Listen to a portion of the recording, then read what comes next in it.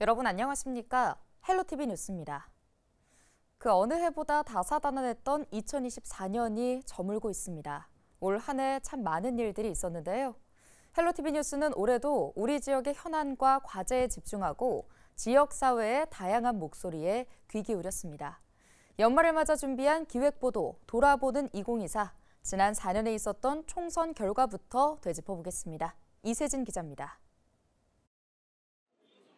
서울 최대 격전지로 꼽혔던 양천갑 선거구에서는 2,000표 차이로 승부가 갈렸습니다. 3선에 도전한 더불어민주당 황희 의원이 국민의힘 구자룡 후보의 추격을 따돌리고 다시 한번 지역구에 승기를 꽂았습니다. 양천구를 미래 대표 도시로 성장시키겠다는 포부였습니다. 그런 양천구가 대한민국 주거문화와 도시문화, 그다음에 미래 문명에 대해서 실제 양천구가 가장 표준이 되고 기준이 되고 또 모범 사례가 되지 않을까 이렇게 생각하고요. 양천을 더불어민주당 이용선 의원도 재선에 성공했습니다. 국민의힘 오경훈 후보보다 15%포인트 앞서 57%가 넘는 득표율을 기록했습니다.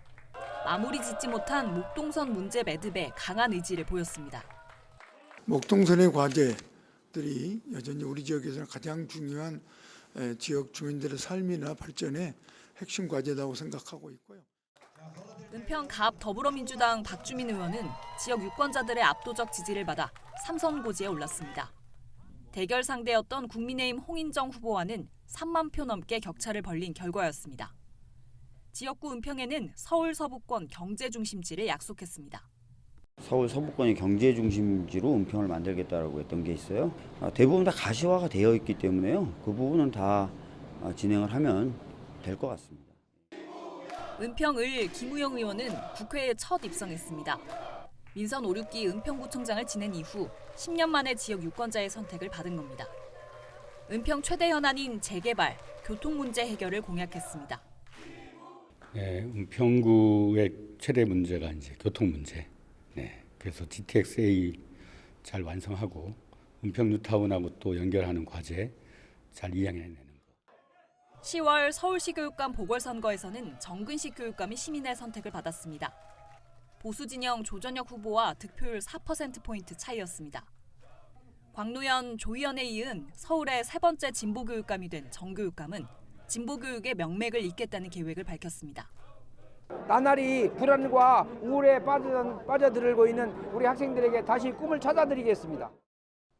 두 번의 선거에서 드러난 서울 표심. 시민들은 또 한 번 서울의 미래를 위해 투표했습니다. 헬로티비 뉴스 이세진입니다.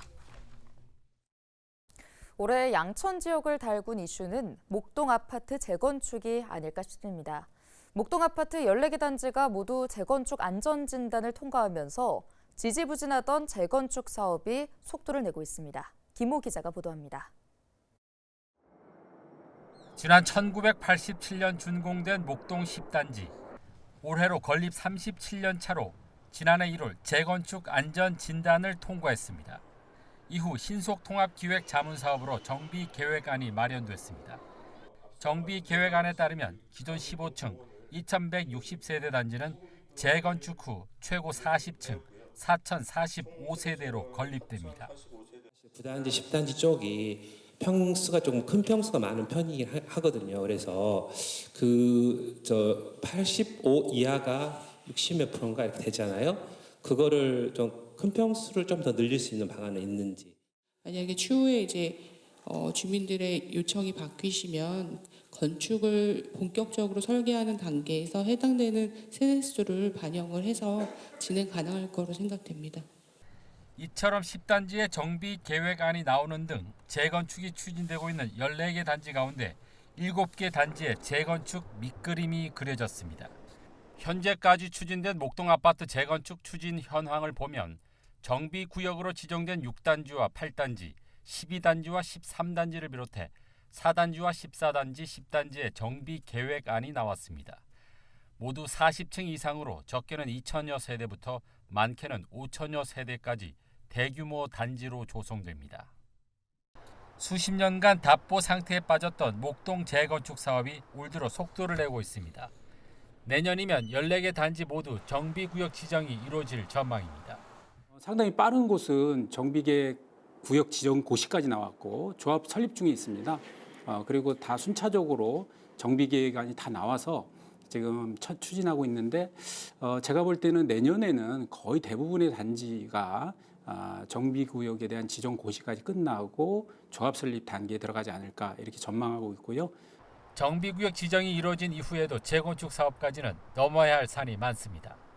재건축 추진 절차는 정비구역 지정 이후 재건축 추진위원회를 구성해야 하고 조합이 설립돼야 합니다. 이어 사업 시행 인가와 분양 신청, 관리 처분 인가 뒤 주민 이주와 사업 착공 후 준공으로 마무리됩니다. 양천구는 재건축 속도를 높이기 위해 조합 직접 설립을 위한 공공 지원을 추진하기로 했습니다. 정비사업 전문관리 업체를 선정을 해서 일단 주민협의체를 구성하고 조합 정관을 마련하고 그리고 이제 선거관리 기준을 만들고 해서 창립총회를 이제 개최를 지원할 겁니다. 그렇게 되면 아마 조합 설립은 내년 상반기쯤에 되지 않을까라고 예상을 하고 있습니다. 미니 신도시급 초대형 단지 조성을 위한 목동 아파트 재건축 사업.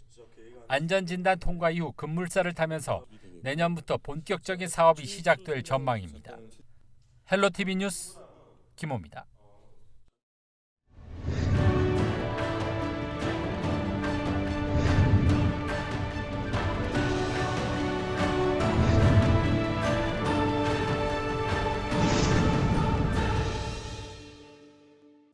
전해드린 것처럼 양천 지역 부동산 시장에서는 재건축 활성화에 대한 기대가 가득했습니다. 하지만 부동산 경기 침체와 공사비 인상 등 사업성 악화 속에 지역별 재건축 시장의 양극화 현상이 심화됐습니다. 이관성 기자가 돌아봤습니다. 정부는 연초부터 안전진단 없이도 재건축 사업을 시작할 수 있도록 하는 재건축 규제 완화책을 발표했습니다. 재건축을 바라온 일기 신도시와 원도심 주민들은 부동산 침체와 건설 경기 악화 상황에서도 기대감을 키웠습니다. 총선 후보자들도 여야 할 것 없이 재건축 용적률 상향 공약을 들고 나와 선거가 끝나면 속도가 붙을 것처럼 표심을 유도했습니다. 하지만 총선에서 야권이 압승한 뒤 여야 합의가 어렵게 된 정부의 재건축 규제 완화 법안은 동력을 잃었습니다. 주민들은 정치권에 실망하고 말았습니다. 작년 11월에 발표했던 노드 특별법과 또한 대통령께서 발표하신 패스트트랙 이런 부분들이 빨리 신속히 진행되기를 바라는 거죠. 여야를 떠나서 이거는 국민들이 생활의 불편함을 호소하고 있기 때문에 부동산 경기 침체에 얼어붙은 재건축 시장은 공사비 인상으로 엎친 데 덮친 격이었습니다. 착공이 다가온 재건축 조합들은 최근 3년 사이 40% 이상 오른 공사비 때문에 시공사와 계약을 해지하거나 소송에 휘말렸고 사업 기간은 또 늘어났습니다. 조합원 분담금이 치솟아 사업성은 악화됐고 재건축 사업장은 진퇴양난에 빠졌습니다.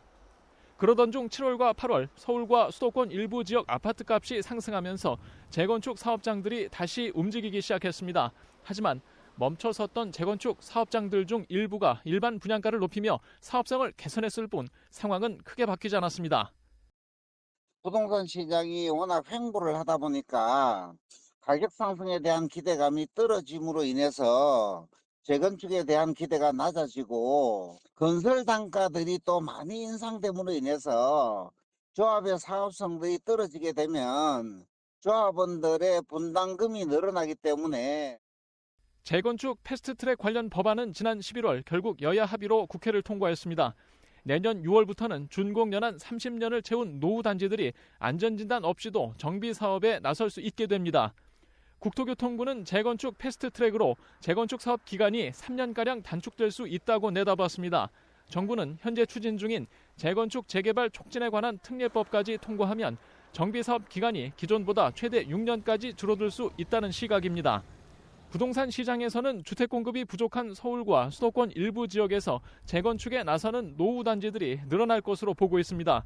하지만 재건축 패스트트랙만으로 재건축 활성화 효과를 거둘 수 있을지는 아직 알 수 없습니다. 재건축 안전진단보다 공사비와 조합원 분담금 상승이 더 큰 부담이기 때문입니다. 헬로티비 뉴스 이관서입니다. 올 한 해 우리 지역 현안을 돌아보는 기획보도, 돌아보는 2024. 이번엔 교통 현안인데요. 지역의 수건인 경전철 사업이 잇따라 자초되며 주민들의 실망감이 컸습니다. 경제성 부족 등을 이유로 정부의 승인을 받지 못한 건데요. 이 소식은 손성혜 기자가 전해드립니다. 강북 횡단선은 사업성이 부족하다는 이유로 정부의 예비타당성 조사 문턱을 넘지 못했습니다. 지하철이 없는 양천구 신월동 주민들의 수건이었던 만큼 실망감도 큽니다. 사업을 추진하려면 노선 계획부터 다시 짜야 하는 상황입니다.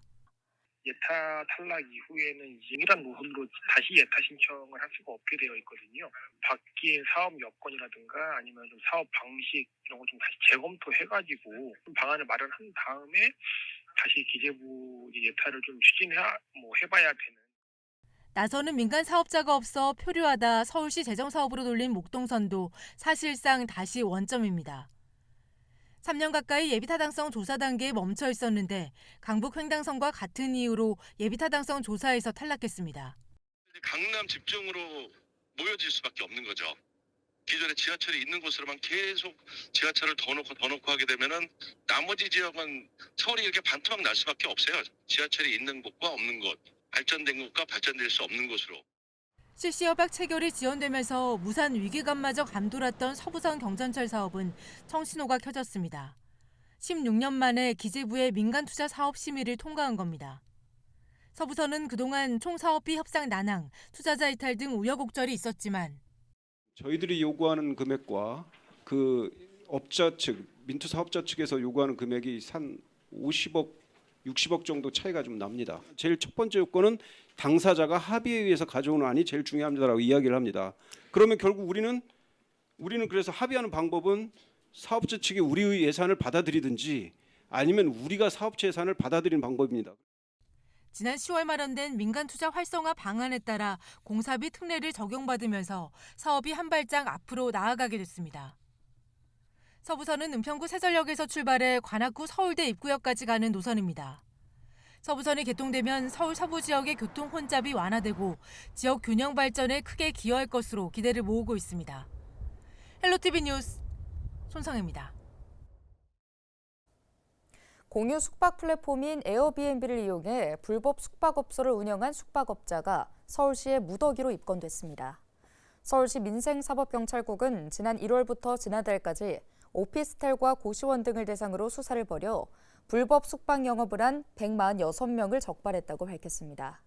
민사국은 탈세 행위를 막기 위해 불법 숙박업소 운영자에 대한 자료를 국세청에 통보하고 숙소 정보를 에어비앤비 사이트에서 삭제하기로 했습니다. 영업신고를 하지 않고 숙박업을 하다 적발될 경우 2년 이하의 징역이나 2천만 원 이하의 벌금이 부과됩니다. 서울시는 지난 2022년 17건이었던 불법 숙박업소 적발 건수가 올해는 146건으로 8배나 증가했다며 주의를 당부했습니다. 양천구가 겨울방학 기간 취약계층 아동을 대상으로 급식을 지원합니다. 지원 대상은 기준 중위소득 60% 이하인 가정으로 보호자의 부재와 경제적 사정 등의 우려가 있는 18세 미만 아동 1,400여 명인데요. 대상 아동은 지원 기간 일반 음식점을 이용하거나 도시락 배달 등을 통해 식사를 지원받을 수 있습니다. 양천구는 양질의 식사 제공을 위해 내년 1월부터 결식우려 아동 급식 단가를 9,000원에서 9,500원으로 인상할 계획입니다. 서울시가 올해 고립 운둔 청년 1,700여 명을 발굴해 지원을 펼쳤습니다. 서울시가 고립 운둔 청년 지원을 위해 전국 최초로 설립한 서울 청년 기지개 센터에서는 올해 지역사회 등을 통해 고립 운둔 청년 1,713명을 발굴해 852명에 대한 상담을 실시했는데요. 그 결과 20%는 사회적 고립도가 감소했고 37%는 취업 등 자립을 경험했으며 23%는 자격증을 취득했습니다. 서울시는 청년의 고립이 가정의 고립으로 이어지지 않도록 부모 등 주변인까지 정책 영역을 확대하고 있습니다.